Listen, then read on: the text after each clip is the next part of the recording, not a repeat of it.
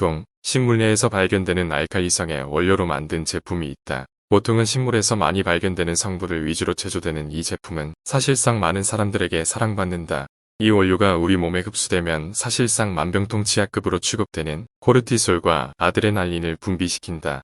코르티솔의 경우에는 감염에 의한 질환을 제외한 거의 모든 질병에서 처방 가능하다. 이것이 들어오면 일시적으로 집중력이 향상되고 중추신경을 자극하여 도파민을 분비킨다. 분비된 도파민은 우리에게 행복한 감정을 키워준다. 각성효과도 뛰어나서 문학계나 과학계의 사람들도 위대한 업적을 앞두고 도움을 받았다. 앞서 말한 도파민은 행복과 운동조절 능력을 향상시키고 의욕과 기억인지를 돕는다. 즉각적인 스트레스를 해소해 탁월하고 또한 식욕을 억제한다.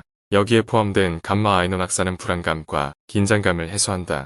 베타엔돌핀 또한 긴장감을 완화하고 불안감 해소를 돕는다. 행복 호르몬이라고 부르는 세로토닌 분비도 한다. 세로토닌은 식욕 억제를 돕고 기분 조절에도 도움이 된다. 글루타메이트는 기억력과 학습력을 증진시키고 아세틸콜린은 인지력을 향상시킨다. 영국의 글래스고에 거주하는 메이시 여사는 젊은 시절부터 75년간 하루의 시작과 끝을 이 원료를 이용한 제품을 사용하여 건강하고 자유로운 삶을 영위하고 있다.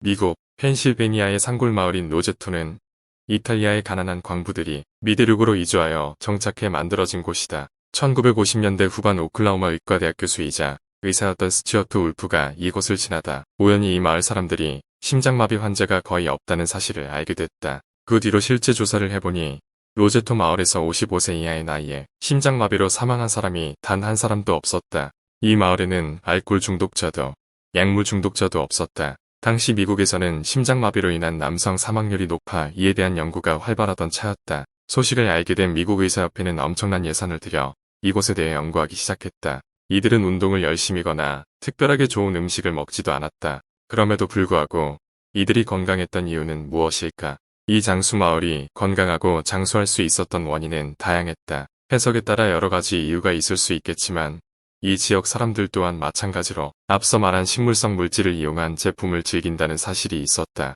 이쯤 되면 이 만병통치와 같은 물질이 무엇인지 궁금하다. 지금이라도 막 달려가서 비싼 웃돈을 주고서라도 그 물질을 얻어다가 사용하고 싶어진다. 이 물질은 바로 담배다. 글쎄 네가 어떤 말을 하고 싶은지에 따라 사용해야 할 어휘와 단면만 부각하면 이처럼 담배도 만병통치로 둔갑할 수 있다. 이 글을 쓰면서 담배가 갖고 있는 효능을 팔방으로 알아보려 했으나 역시나 담배는 백해무익이다.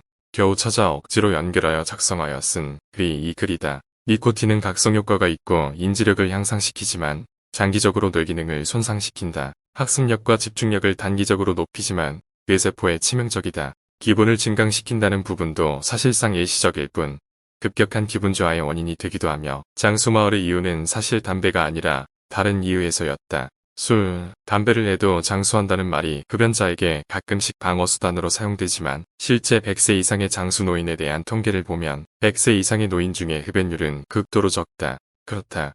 어떤 단면을 보여주고자 하느냐에 따라 극적인 효과는 언제든 가능하다. 히틀러는 역대 지도자 중 금연을 극도로 장려한 인물이다. 그렇다고 수많은 사람의 목숨을 살려준 인물로 둔갑할 수는 없다. 어떤 것의 효능에 대한 자료나 발표는 사실상 조사자가 타겟하여 들어가는 경우가 많다. 가령 마늘의 효능에 대한 논문을 작성하기 위해 마늘이 가지고 있는 여러 단면을 드립다 파는 것이다.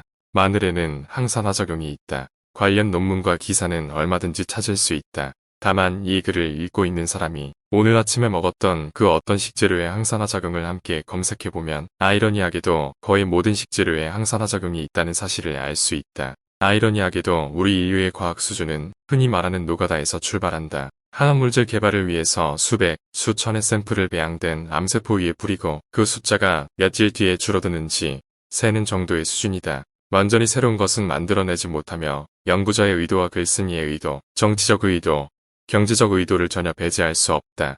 나의 딸아이 다유리가 그림과 그림을 그려줬다. 그냥 평범한 그림 같지만 나는 특이한 점을 발견했다. 아이가 쓰는 글씨가 좌우 반전되어 있는 것이다. 글씨뿐만 아니라 숫자와 영어도 모두 좌우 반전된 모습으로 그린다. 많은 부모들이 이런 아이들의 행동을 교육으로 바로잡을 수 있다고 생각하지만 그렇지 않다. 아이가 인지하는 방식이 아직 완성하지 못했을 뿐이다. 이 나이에 아이는 컵을 보고 뒤집어진 컵과 바로 서 있는 컵에 대해 인지하는 속도가 성인과 크게 다르다. 즉 어떤 물체를 인지하는데 그 방식과 속도가 차이가 분명하게 있다. 우리와 똑같은 세상을 살고 있을 것 같은 아이의 시선은 사실 성인이 바라보는 세상과는 전혀 다르다. 세부 사항에 대해 자세히 관찰하는 것보다는 일반화하고 단순화하여 인식한다. 위와 아래에 대한 구분, 좌와 우에 대한 인지도 미약하다. 우리는 점차 성인이 되며 이런 인지력을 향상하지만 0에서 시작한 인지 능력이 100까지 꽉 차오른다는 확신은 할 수 없다. 세상은 니츠와 부처의 관점처럼 주관적인 세계만 존재할 뿐 객관적인 세상은 존재할 수 없다. 완벽이 존재하지 않는 이상 극과 극으로 치닫는 것은 의미가 없다. 모든 면에는 단면이 존재한다. 그 악독한 담배의 효능도 뒤어짜고 쥐어짠다면 뭐라도 나온다. 우리가 보고 느끼고 가졌던 여러 감정과 마케팅, 책, 신문 모두 완전한 것들일까? 생각해보고 고민해보고 살펴봐야 한다. 즉, 계몽해야 한다.